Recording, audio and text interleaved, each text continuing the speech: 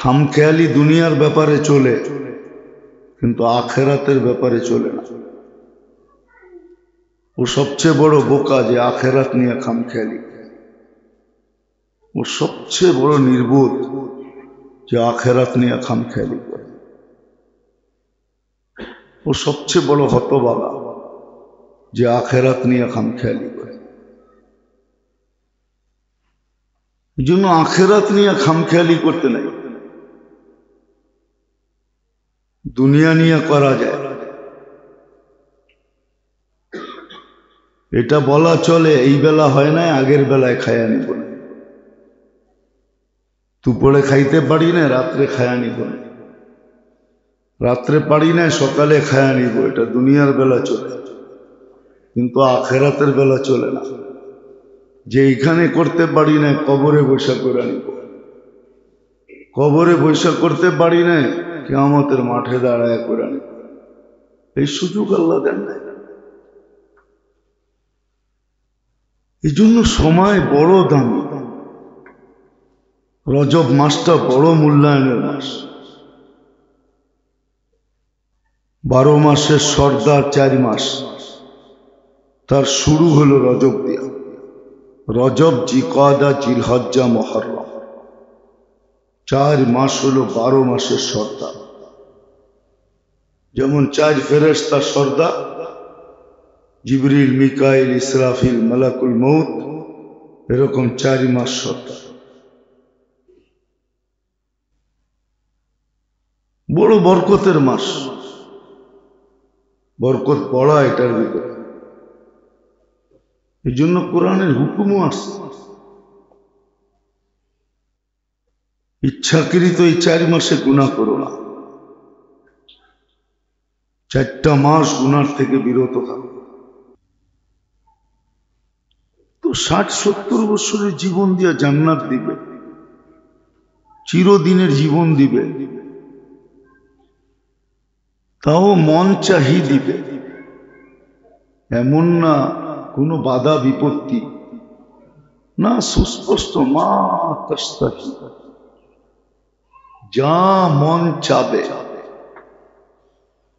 এখন সিধা চাক আর উল্টা চাক, যা চাবে তা হবে।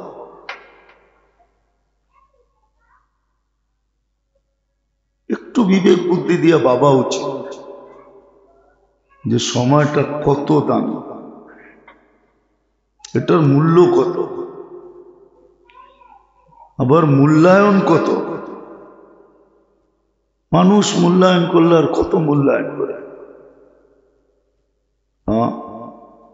1 ঘন্টা $100 দিবে, এরম স্যালারি তো নাই কোথাও যে 1 ঘন্টা $100 দিবে।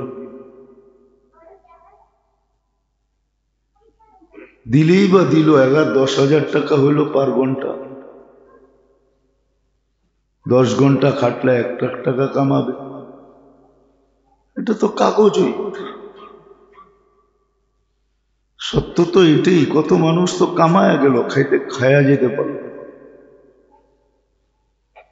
কিতাবের কথাই তো সত্য হলো, কামাইতে দিব, কামাই পরিমাণ তোমাকে খাইতে দিব না,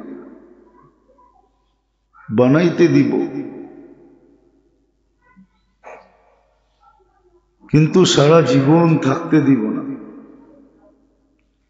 যারা উচ্চ বিলাসী অট্টালিকায় থাকে, দেখলে মাঝে মাঝে দুঃখ লাগে যে এই ব্যক্তিটা এত উচ্চ বিলাসী ভাবে থাকে, এ কবরে একা থাকবে কি করে? এ যদি আর বিছনায় বসে একটু ভাবে, তাহলে আরো তো চিৎকার আসার কথা যে এত আরামে থাকি, এত উচ্চ বিলাসী জীবন আমার, আমি কবরে একা থাকবো কি করে?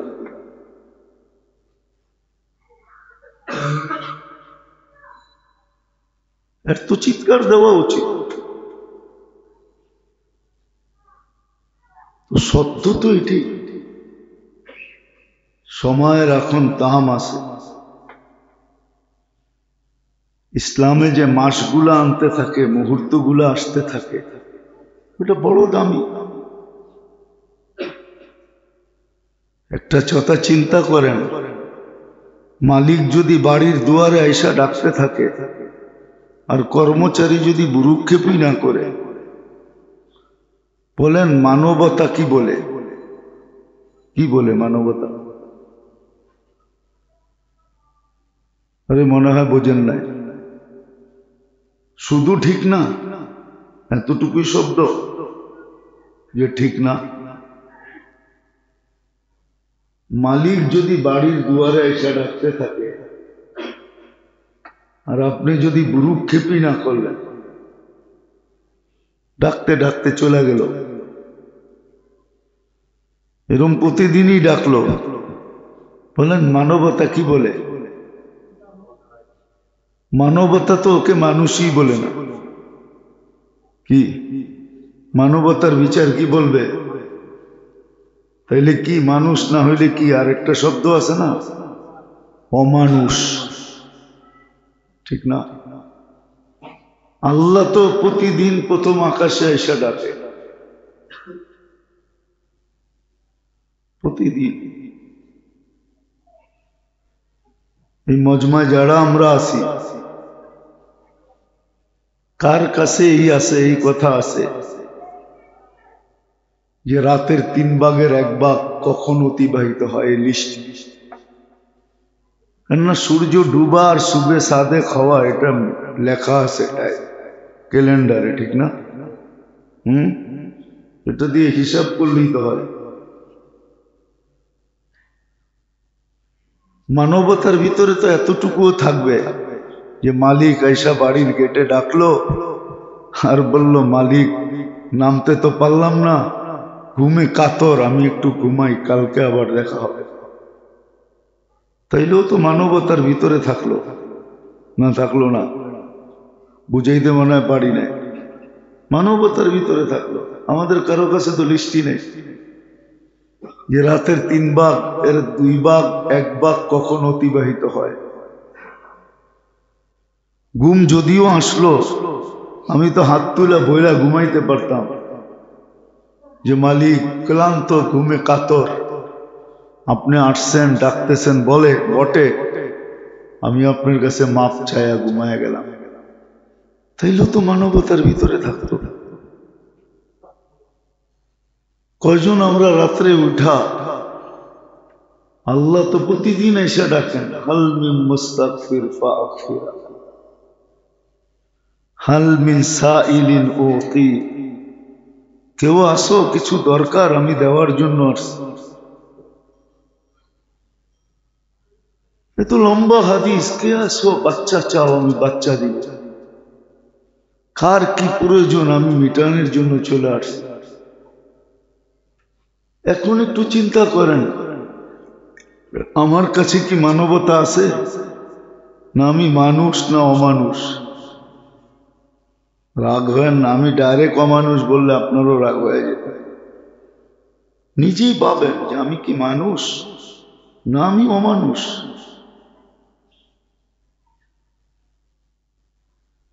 বলেন অমানুষ হয়ে কয়দিন সুখে থাকা যায়? সমাজে যে অমানুষ, সে কয়দিন স্বাচ্ছন্দ্যে থাকবে, কয়দিন সুখে থাকবে, কয়দিন ভালো থাকবে? সমাজে যেই দেখবে সেই বলবে লোকটা মানুষ না অমানুষ। একদিন নাইলে হইল, 2 দিন নাইলে সইল, 3 দিন নাইলে সইল। আজকে সব থাকা সত্ত্বেও তো আমরা যে অসুবিধা ভোগ করতেছি, অশান্তি ভোগ করতেছি, কেন? আমরা তো কেউ মানুষ না, আমরা সব অমানুষ। কয়দিন বিরোধিতা কইরা, কয়দিন ডাকে সাড়া না দিয়া, যার কাছে সবকিছু, অন্যের কাছে হয়তো তাহলে মেনা নিতাম, বলে না, না আপনার খাই, না আপনার পড়ি, না আপনার চাকরি করি, এরকমও তো একটা কথা আছে। খাইও না, পড়িও না, চাকরিও করি না। এমন যদি হইতো, খাই তো আল্লাহরটাই খাই, পড়ি তো আল্লাহরই পড়ি, সবকিছু তো আল্লাহই পূরণ করেন, তাহলে সামান্য একটু চাকরি করবেন না তো করবেন না কেন?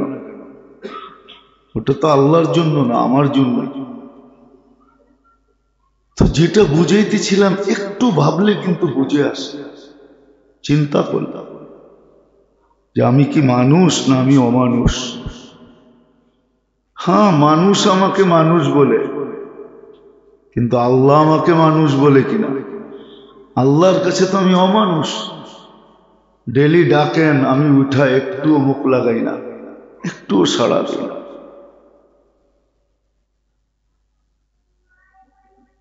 মানুষ তো অপারগতাও দেখায়, আমরা তো কোনোদিন অপারগতাও দেখাই না। যে আল্লাহ অপারগ ক্লান্ত ডাকতেছেন বটে, কিন্তু আমি বসতে পারতেছি না, এটাও তো বলি না। তো সময় বড় দামি, বড় মূল্য রাখে, বড় মূল্যায়ন, বড় মূল্যায়িত।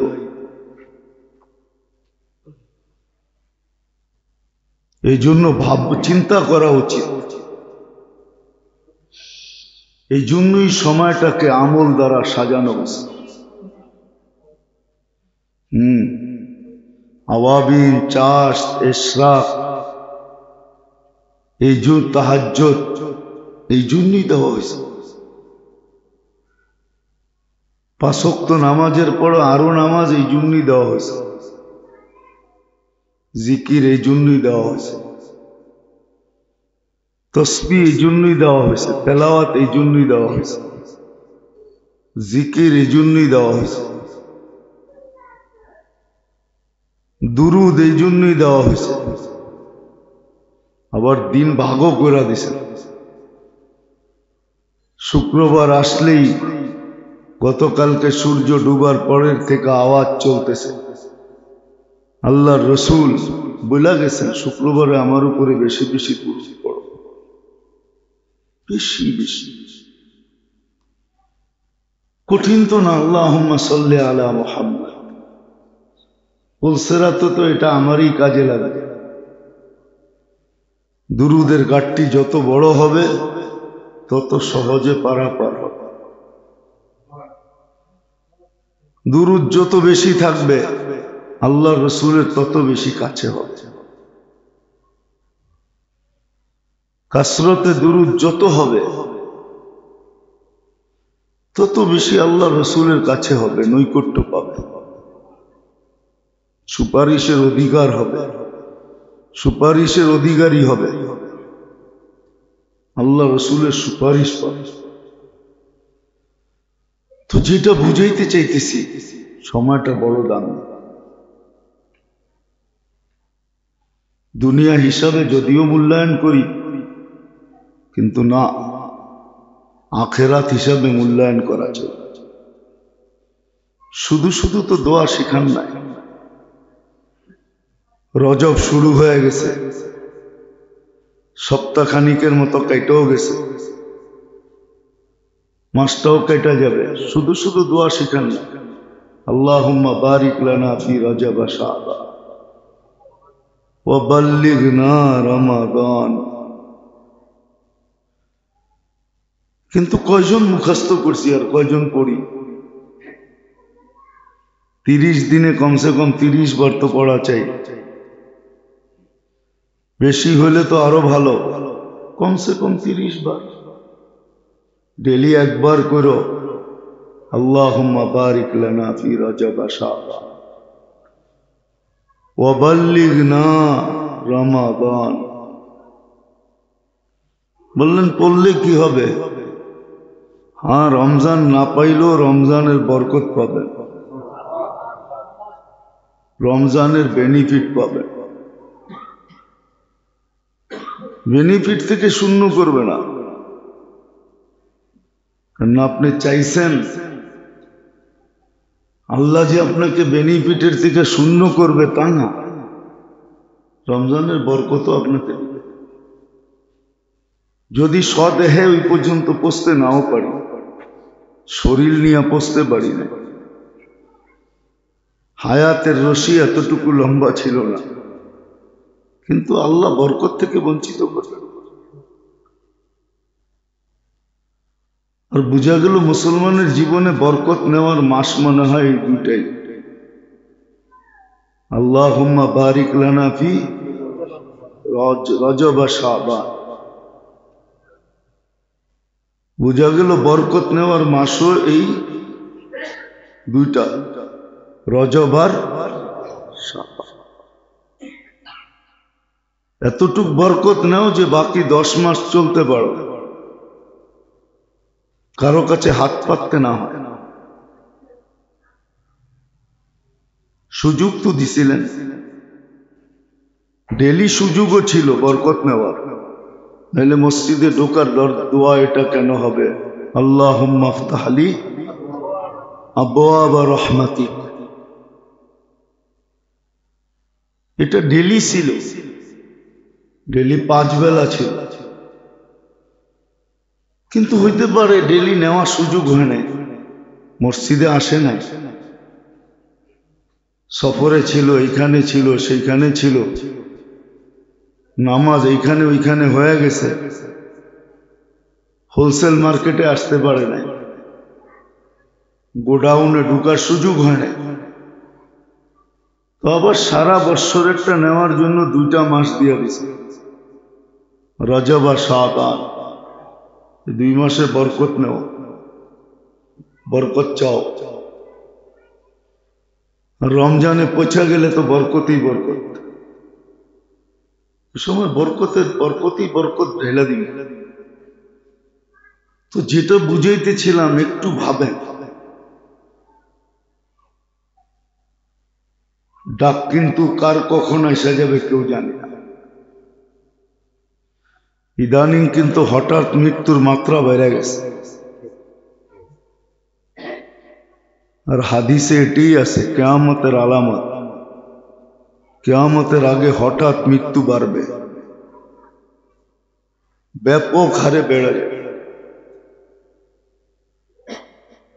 কিয়ামতের আলামত গুলার ভিতরে একটা আলামত এটাও, যে মানুষ ভোগার সুযোগ পাবে না, চিকিৎসার সুযোগ পাবে না, আপনজনের দিলে আফসোসই থেকে যাবে যে হায় যদি একটু চিকিৎসা করতে পারতাম, হয়তো বেঁচে যেত। এই আফসোসটা সবার দিলে থেকে যাবে। হঠাৎ মৃত্যু হয়ে যাবে, চলে যাবে দুনিয়া। এই জন্য ভাবেন, ব্যবসা বাণিজ্য, চাকরি বাকরি, হাজারো ঝামেলা মানুষকে ভাবতে দেয় না, চিন্তা করতে দেয় না যে জীবনের গতিটা কিভাবে কাটতেছে, জীবনটা কিভাবে অতিবাহিত হতেছে, সময়গুলা কিভাবে দ্রুত গতিতে পার হয়ে যেতেছে। এটা মানুষকে ভাবতে দেয় না, চিন্তা করতে দেয় না। কিন্তু চিন্তা করা উচিত ছিল। আর চিন্তা যে করে, তার সামনেই বিকাশ ঘটে, পর্দা উন্মোচিত হয়।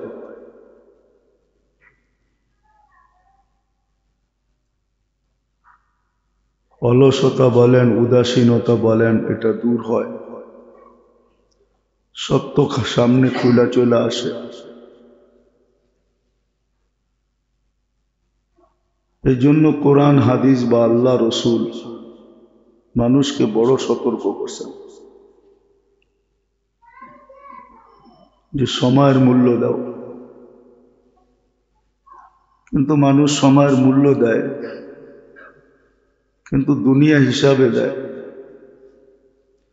মূল্য দেয় বিদায়ী তো 12 ঘন্টা, 14 ঘন্টা, এমনও দেখা যায় 18 ঘন্টা পর্যন্ত শ্রম দেয়।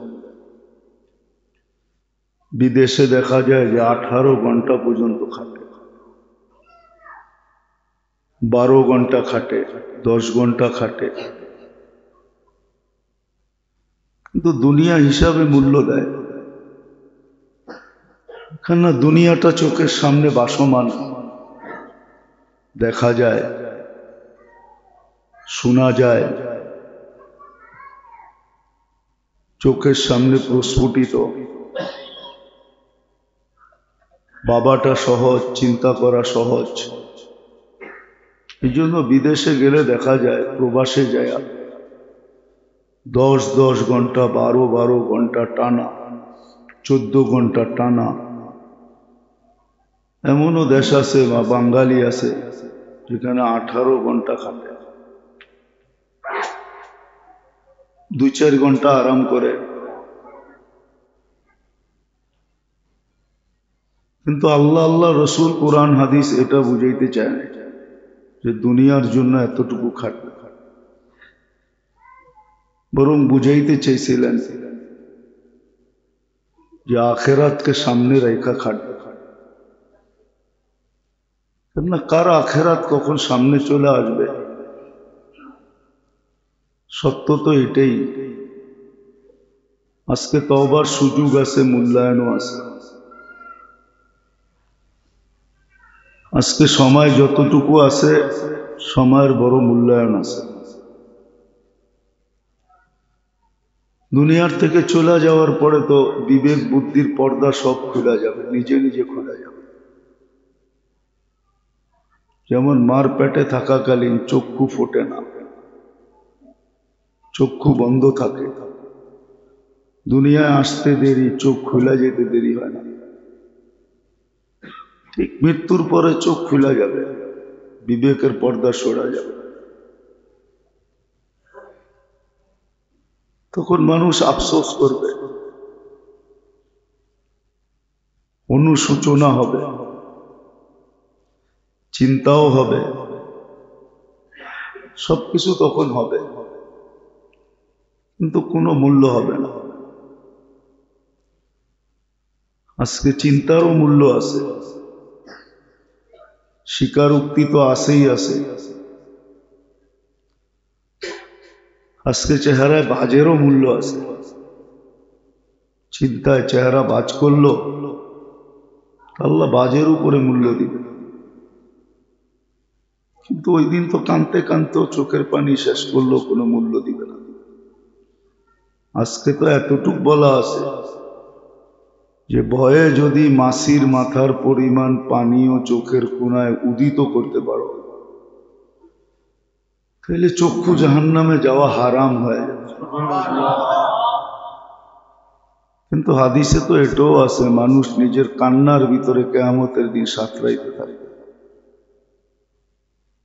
কিন্তু ওই দিন এতটি পানির কোনো দাম হবে না, 1 ফোঁটা দাম দিবে না,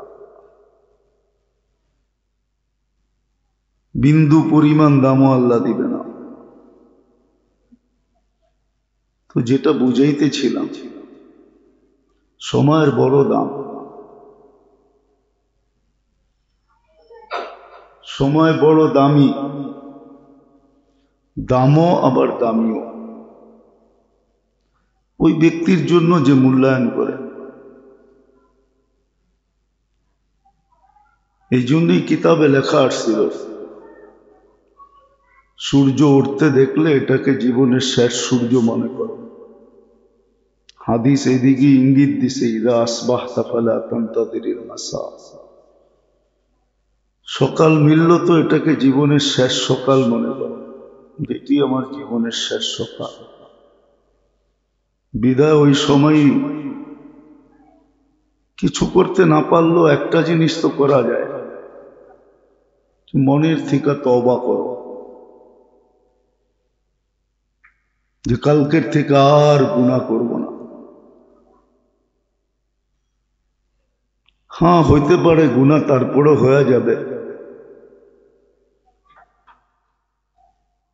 আবার বিকাল মিললে আবার বিকালে তওবা করো, যেটাই মনে হয় জীবনের শেষ বিকাল, জীবনের শেষ সন্ধ্যা। আর মনে হয় কোনো সন্ধ্যা আমি দেখতে পাবো না, আমার জীবনেরই সন্ধ্যা হয়ে যাবে। তখন আবার বিকালে তওবা করো। বড় হাতিয়ার তো দিছিলেন মূল্যায়ন করার জন্য, কিন্তু আফসোস তো এখানেই কে কাকে সারাদিন জাকাইতে থাকবে? কে কাকে সারাদিন স্মরণ করাইতে থাকবে? এটার জন্য তো প্রত্যেকের পিছে প্রত্যেকের লাগা চাই। ঘরের এক একজন আরেকজনের পিছে লাগা চাই, যেটাকে বলে না জাকানো। মাঝে মাঝে দেখি পাতিলে করে মাছের পোনা নিয়ে আসে, তো সবসময় হাত দিয়ে লড়াইতে হয়। তো এরকমও কে কাকে জাকাবে? তো যেটা বুঝাইতেছিলাম, সময়ের অনেক দাম, অনেক মূল্য।